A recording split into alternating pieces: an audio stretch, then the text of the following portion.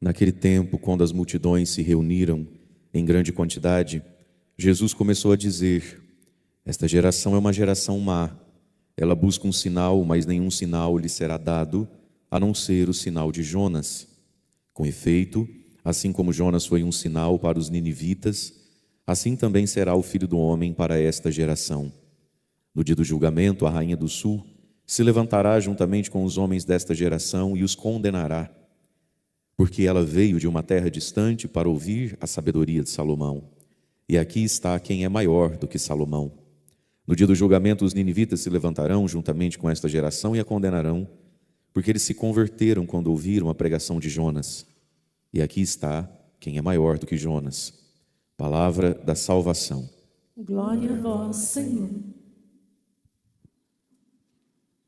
Pega 2 pilhazinhas que vai acabar, eu acho. Só deixa aqui. Irmãos e irmãs, nós ouvimos esse evangelho de hoje quando as multidões se reuniram em grande quantidade. Até parece uma redundância, né? Se é multidão, já não é pouco, mas São Lucas quer expressar quão grande eram as multidões ao redor de Jesus por um determinado período curto da vida pública e do ministério de Jesus, onde ele ficou no top, né? Assim, como acima do bem e do mal e na preferência de todos. Então, as multidões se reuniram em grande quantidade ao redor de Jesus. E daí Jesus, num momento como esse, né, faz uma denúncia, faz uma correção, diz uma verdade, né, que num olhar humano estratégico foi um tiro no pé, né? As multidões não foram ali para serem chamadas de má nem de hipócrita. Elas foram ali para ver outro milagre, outra cura. Foram ali para escutar mais uma vez palavras de sabedoria sobre Deus, as parábolas talvez da misericórdia, como o filho pródigo, o bom samaritano, ou coisa desse tipo, né? Foi para isso que a multidão estava ali, ou pelo menos é justo a gente pensar que essa era a expectativa do coração de quem foi ali atrás de Jesus. E então Jesus vai dizer para essa multidão da vez aqui, né, para esse povo da vez aqui, esta geração, e é como então se Jesus estivesse colocando todo mundo no mesmo balaio, esta geração é uma geração má. E talvez então esse povo olhasse para Jesus e não entendesse o porquê eles eram maus. Mas por que somos maus se estamos aqui ao redor de você? Eu sou mau? Poderia estar em outro lugar, né? Mas eu estou aqui e eu sou mau? Como assim? Às vezes a gente se pergunta isso, mas eu estou na igreja, véio. Ruim eu não sou. Ou sou? Será? Acho que não. E Jesus diz então àqueles que estão diante dele: vocês são maus, a geração de vocês são maus. Dizendo a eles, talvez nem todos aqui sejam maus, mas vocês enquanto contexto, sociedade, comunidade, vocês são maus, né? E essa época na qual vocês estão inseridos é uma época má, é um tempo mau, é um momento mau. Nós estamos inseridos, todos nós, dentro de uma época, dentro de um momento da igreja, da sociedade. A gente não vive fora daqui, né? E Jesus então às vezes nos coloca todo mundo dentro do mesmo pacote, porque nós vivemos também hoje, por que não dizer assim, um tempo mau, um contexto mau diante de Deus, né? Esta é uma geração má, busca um sinal, mas nenhum sinal lhe será dado mais a não ser o sinal de Jonas. Mestre, realiza um sinal para que possamos crer em ti. Busca um sinal. Veja, Jesus já tinha feito muitos sinais. Jesus mesmo é o sinal.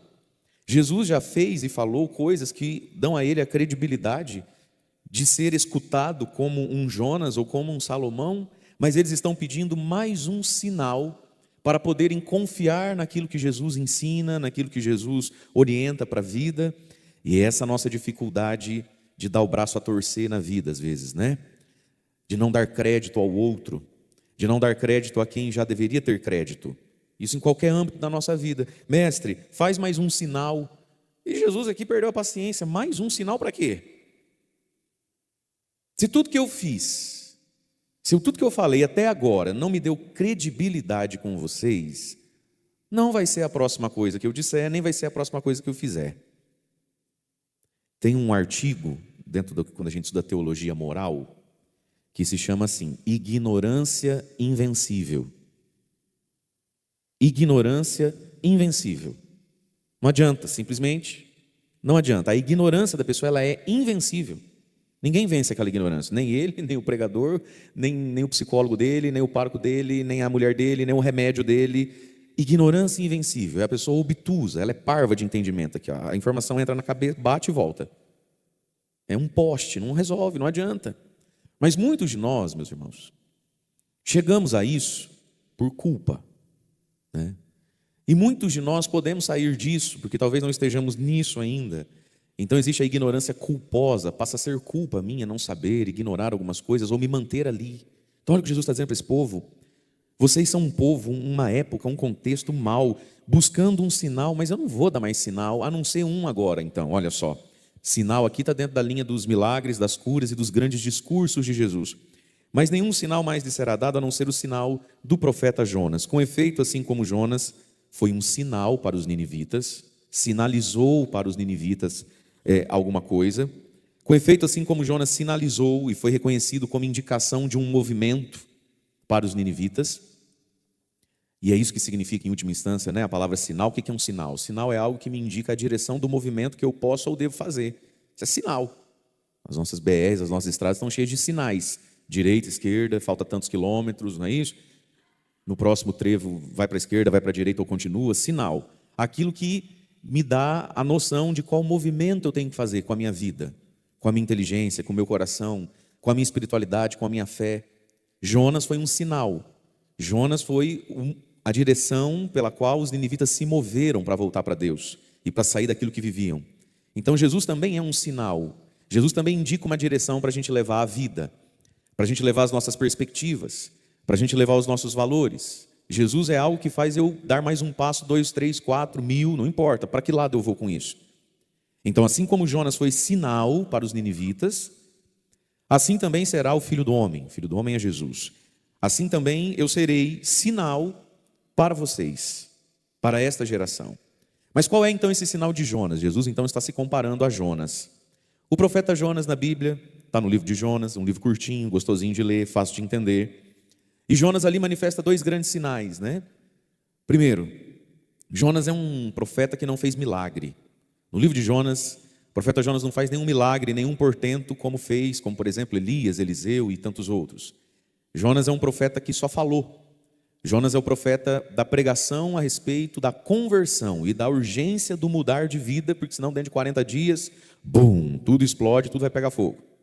Então Jonas é o profeta que prega arrependimento, penitência, mudança de vida, mudança de olhar, do mais nobre, do rei lá, né, de Nínive, até o menorzinho, até mesmo as criações. Todo mundo entra na penitência, na conversão. Portanto, Jesus veio para ser sinal e chamado para a conversão do mais poderoso, rico, intelectual, ao mais simplesinho, pobrezinho e sofrido da vida. A metanoia, a mudança de mentalidade, mudar a nossa cabeça, mudar uma chave aqui dentro de nós. E era isso que Jesus estava fazendo até então, nas parábolas que contou, nos discursos que fez, né?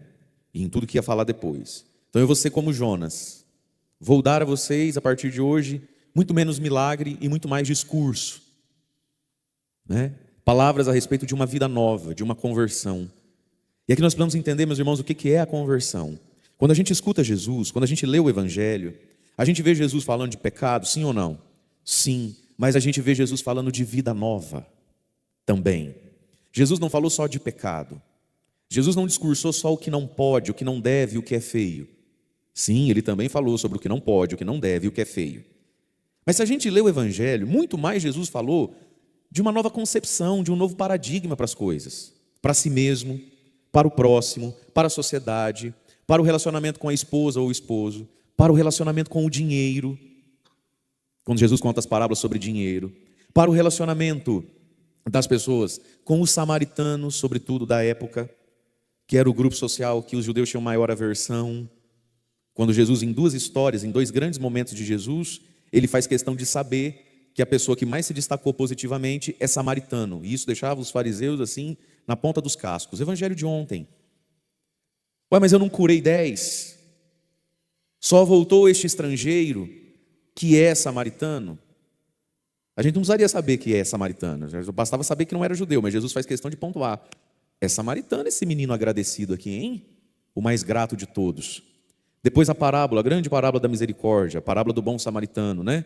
Do que se vê, se aproxima, se compadece. Aquilo lá não aconteceu daquele jeito. Aquilo lá é uma história que Jesus inventou para a gente entender as coisas. E Jesus quis que o protagonista daquela história, o modelo daquela história, onde Jesus termina dizendo assim para o fariseu: então vai você e faz a mesma coisa, faz igual ele faz. Também é um samaritano. Então Jesus propõe a conversão nos relacionamentos. Como é que eu sinto e quanto eu acolho de um samaritano, de um diferente? E ali, meus irmãos, o samaritano é alguém profundamente, no campo religioso, profundamente equivocado nas suas crenças. Os samaritanos, eles tinham 6 deuses. Os samaritanos saem do meio do povo judeu. É como alguém que deixa a igreja católica e levam lá para a sua... E isso é um processo de alguns séculos, é óbvio, não é feito da noite para o dia, mas lá na altura de Jesus, quem são os samaritanos? Alguém que pegou e misturou a fé de Abraão, Isaac, Jacó e Moisés, eles têm essa compreensão de fé, e misturou com os Baais, os outros 5 Baais, e virou um furdunço aquilo, um negócio complicado aquilo, e eles têm práticas religiosas não condizentes, que o judeu não gosta e que o próprio Jesus não praticava, mas Jesus apresenta aquele homem como capaz de ser modelo de algo que agrada muito a Deus, a compaixão por um caído. Então, quando Jesus, como Jonas, vem propor, pregar e anunciar a necessidade da conversão, o conteúdo do que é conversão na boca de Jesus não é só o que é pecado, feio e não pode fazer, mas também as coisas novas a serem feitas, porque o Evangelho é boa nova, é boa notícia, é a virtude, é a santidade, metanoia, mudar a cabeça em relação a si mesmo. Nas parábolas onde ele fala do filho pródigo, que nós somos dignos aos olhos do Pai, amados e esperados por Ele, que Deus é Pai, que espera o ser humano, que o outro, apesar de diferente, é irmão e pode até nos ensinar, ou quem sabe está vivendo coisas tão agradáveis a Deus, que nós, dentro de um aparato de culto e religiosidade, estamos desconsiderando. O relacionamento com o dinheiro, o relacionamento com quem cai no pecado, se é com pedra ou é sem pedra que a gente trata, se deixa vivo ou mata. Jesus ensinou muitas coisas que significam também conversão. E o outro sinal de Jonas, que é a baleia, né? Jonas ficou 3 dias dentro da barriga da baleia, mas não foi mais encontrado dentro da baleia, foi devolvido, que é a cruz.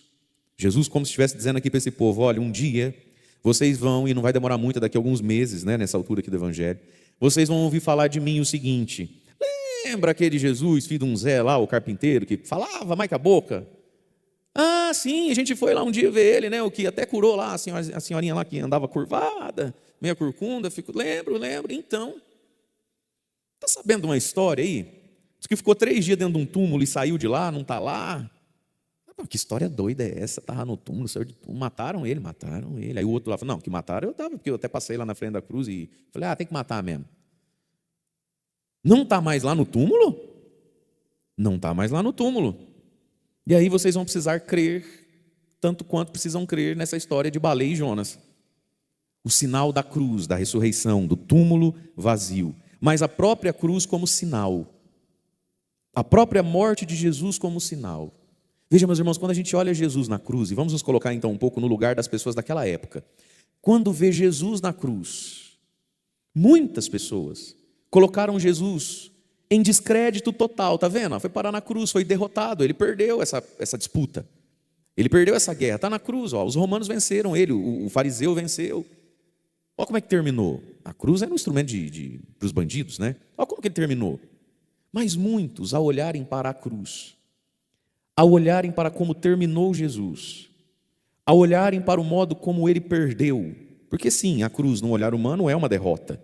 Alguém foi mais forte que outro alguém. Alguém teve mais poder que outro alguém. Mas muitos, ao olharem para a derrota de Jesus, e ao olharem para o modo como quem matou Jesus, se converteram. A gente pode encontrar Deus e querer mudar de vida ouvindo um testemunho de um milagre, de uma cura física. Mas a gente também pode encontrar a Deus e desejar mais de Deus na nossa vida olhando alguém numa cama, numa doença que só evolui e que está matando aquela pessoa. A gente pode desejar mais de Deus na nossa vida, ou se questionar a respeito de Deus, vendo alguém ter sucesso social ou financeiro. Mas a gente também pode se questionar por Deus e desejar mais de Deus, vendo alguém ficando mais pobre do que já está, mais sofrido do que já está, em maior apuro do que já vive. Talvez foi esse o olhar do soldadinho lá, que na hora em que Jesus morre fala: verdadeiramente esse é um filho de Deus. Ele olhou para Jesus e olhou para quem matava Jesus e tomou uma conclusão: eu acho que eu vou ficar do lado desse crucificado aqui. Esse homem é Deus. Tudo que ele falou é verdade. Tudo que ele falou vale a pena. Mas no olhar humano você fala assim: mas ele morreu, ele perdeu. O forte é o outro ali, ó. Vai ver que certo estão os fariseus, porque Roma está com os fariseus. Os fariseus pediram a morte de Jesus na cruz. Roma só fez o serviço, né? O sinal de Jonas, o túmulo vazio e a própria cruz como um grande sinal. E aqui está, meus irmãos, Jesus para nós é sinal nas bênçãos que faz, nos benefícios que nos dá, naquilo que a gente às vezes se alegra e fala: nossa, graças a Deus eu consegui, deu certo, superei, passei. Louvado seja Deus, claro que sim. Mas ele também é sinal na cruz que nos visita, na cruz que se apresenta na nossa vida, na cruz que está na vida de quem está perto de nós. Ali também tem um grande apelo de conversão a todos nós. E aí Jesus vai falar do julgamento final, vai falar de conversão e vai falar de sabedoria. E aí ele dá esse exemplo, né? No dia do julgamento, então fica claro para eles, fica claro para nós que vai ter um julgamento um dia, né? Vai ter um julgamento um dia para todos nós. No dia do julgamento, aí Jesus dá um exemplo que os judeus conheciam bem. A rainha do sul, a rainha de Sabá, né, se levantará juntamente com vocês, vai ficar todo mundo de pé diante do trono de Deus. E ela vai condenar vocês. É ela que vai condenar vocês. Porque ela veio de uma terra distante, né? Lá dos Egito, lá daqueles lugares tão longe, a rainha de Sabá, lá do sul. Porque ela veio de uma terra tão distante, ela andou possivelmente mais de mês para ouvir a sabedoria de Salomão, filho de Davi, o que fica no lugar do rei Davi, muitos séculos antes de Jesus. Foi uns 700 anos antes de Jesus essa história aqui. Jesus está fazendo memória de um fato de uns 7 séculos antes dele. Lembra da história que vocês contam para o filho de vocês, e que está lá no Antigo Testamento, de uma rainha linda, poderosa, glamurosa, pagã inclusive, que andou mais de mês para sentar e ouvir a sabedoria de Salomão? Então, no último dia, ela vai condenar vocês pela falta de sabedoria de vocês, porque aqui está quem é maior do que Salomão. E vocês não me escutam. Em vários momentos da nossa vida, meus irmãos, a gente pode atribuir grandeza a quem não tem. Aqui está quem é maior que Salomão. Vocês estão todos: ai, Salomão, legal, bacana. Isso porque Salomão era algo muito positivo, né? Mas vamos lá. Vocês estão todo mundo aí: ai, Salomão, mas aqui está quem é maior do que Salomão, só que esse que é maior que Salomão está sem crédito com eles. Esse que é maior que Salomão ainda não conseguiu conquistar o coração e a inteligência deles, depois de tudo que fez e falou. Eles estavam esperando mais um milagre, e Jesus está dizendo: olha, no dia do julgamento, uma mulher rica, poderosa, pecadora, bem mundana, era a rainha, né?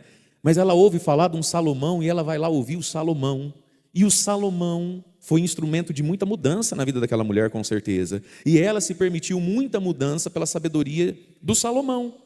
Eu sou maior que o Salomão e não estou conseguindo mudar nada dentro de vocês. Então no último dia eu não vou condenar ninguém. É isso que Jesus está dizendo. Ela vai condenar, porque ela viveu uma grande mudança através de um instrumento mediano. E vocês estão diante do maior remédio que tem, e nada acontece nessa cabeça, nada acontece nesse coração. Como é que fica isso? Mas veja, meus irmãos, a nossa conversão à sabedoria. E aqui a gente precisa tomar muito cuidado quem é que a gente chama de Salomão e sábio na nossa vida. Senão a gente leva nossa vida para o lado errado. Não acontece isso com um filho, na adolescência, às vezes, sobretudo, né? Ele olha para o amiguinho dele, para o coleguinha dele, para a Tati, a Nath, a Rafa, a Dani, né? Não é isso, quase brinca, e chama de Salomoa. E chama de Salomão, e vai, né? Igual um cordeirinho atrás. E está você lá em casa, né? Trabalha, paga tudo, está ali para tudo, verdade ou não é? Fiel todo dia, acorda à noite, acorda cedo, você leva, você traz, você não compra para você, para ele poder ter. E você não consegue mudar a cabecinha dele. Você não consegue dar norte para o coraçãozinho dele. É isso que Jesus está falando, né? E veja, meus queridos, a sabedoria, nós necessitamos da sabedoria de Deus. E a sabedoria de Deus é o Evangelho, é a palavra. A sabedoria de Deus é essa interpretação interior que o Espírito Santo vai nos dando. A sabedoria de Deus é essa tensão interior, igual uma corda que estica, onde a gente vai sempre em direção a Cristo. Nenhum de nós aqui vive tudo que prega, nenhum de nós aqui vive tudo que crê. E não necessariamente isso nos faz hipócritas. Se nessa distância que falta entre o que eu creio e vivo, entre o que eu falo e vivo, existe uma tensão, existe o Espírito Santo me apontando isso, existe o Espírito Santo me mostrando Jesus como alguém ainda diferente de mim, ao qual eu tenho que alcançar e chegar nele, eu preciso me esticar. Então eu não sou hipócrita, eu só sou um humano que tem limite, você também. Agora, se a gente está bem descansadinho, nessas nossas diferenças entre nós e Jesus, com Jesus que a gente vai comungar, nós vamos entrar em comunhão com Ele, é uma coisa só. Mas se a gente fica muito descansado nessa distância, aí sim a gente pode estar até no pecado da hipocrisia, né? Que é o verniz, é a máscara que enquanto funciona, para quem me olha, tá bom para mim. Mas a sabedoria, se converter à sabedoria de Deus. E aí Jesus vai dar um outro exemplo, esse sim, um tanto quanto mais moral mesmo. E no dia do julgamento, os ninivitas. Então Nínive foi uma cidade jurada de morte, vamos colocar assim, né, por Deus, né? Ainda 40 dias eu vou tacar fogo em tudo aí. E sim, para o judeu que escuta Jesus, a palavra Nínive, ninivita, sim, é o conjunto de comportamentos deploráveis, imorais, mundanos, que deixa a gente com a bochecha vermelha e que criança não pode ver, vem aqui, filho, atrás do pai, que você não pode olhar essas coisas. Isso é Nínive, a coisa grossa mesmo, pesadona, né? No dia do julgamento, também não vou condenar ninguém, os ninivitas é que vão se levantar e vão condenar vocês, vai ficar todo mundo de pé, e vocês vão para o inferno, e não sou eu que vou mandar, são os ninivitas, porque eles se converteram quando ouviram a pregação de Jonas.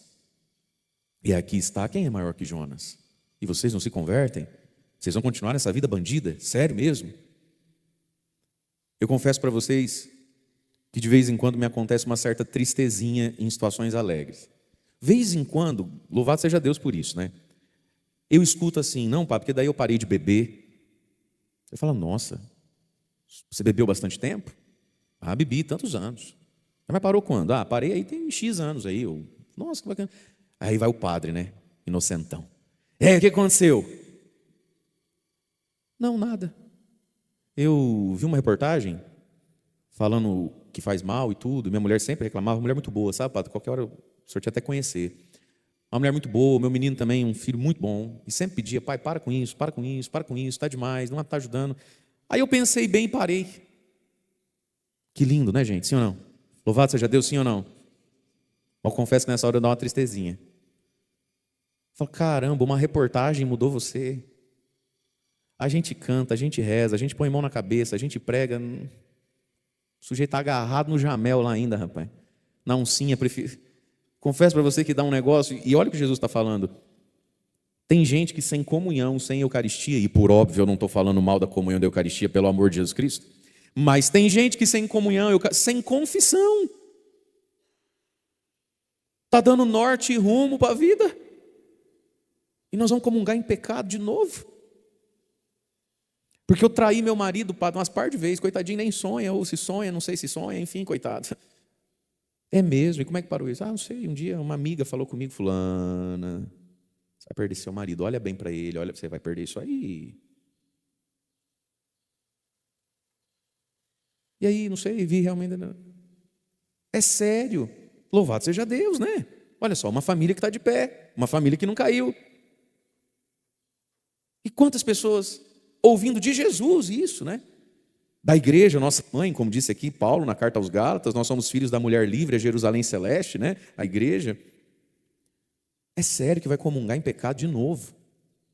Veja, aqui está quem é maior do que Jonas. E sim, meus irmãos, tem gente por aí arrumando a vida, dando norte para a vida, porque escutou uma parábola, porque escutou um conto de inteligência emocional, porque escutou uma historinha, não sei o quê. E louvado seja Deus por isso. O Espírito Santo é livre para agir e ungir qualquer instrumento humano.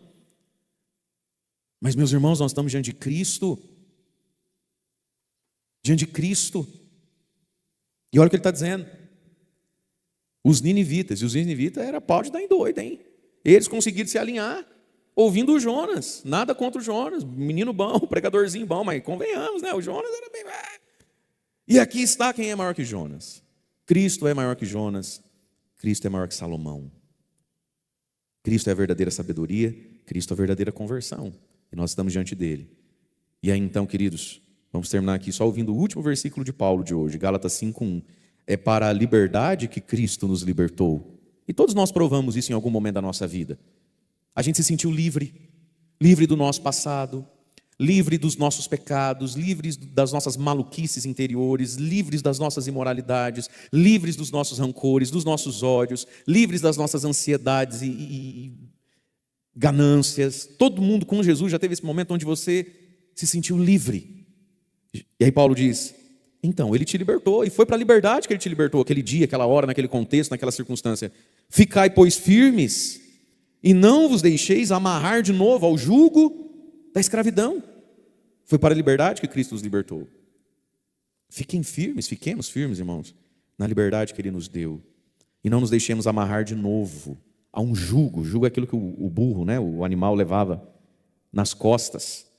Aquele peso, o peso da escravidão. E isso quem faz em nós, quem mantém em nós é o Espírito Santo de Deus. E aí entra então a nossa escolha diante de Jesus. Por quê? Porque a nossa geração é má, o contexto é mau, a onda é mau. Escolher por Jesus é sempre um ato da vontade, da consciência de cada um de nós. E dependendo da época, ou dependendo do lugar onde você está muito inserido, sobretudo família e ambiente de trabalho ou estudo, onde você passa horas por dia, escolher por Jesus pode até mesmo ser um ato solitário, ou de muito poucos. Mas a palavra que disse, ela é tão bonita, é para a liberdade que Ele nos libertou e hoje nos liberta de novo. Louvado seja nosso Senhor Jesus Cristo, para sempre seja louvado.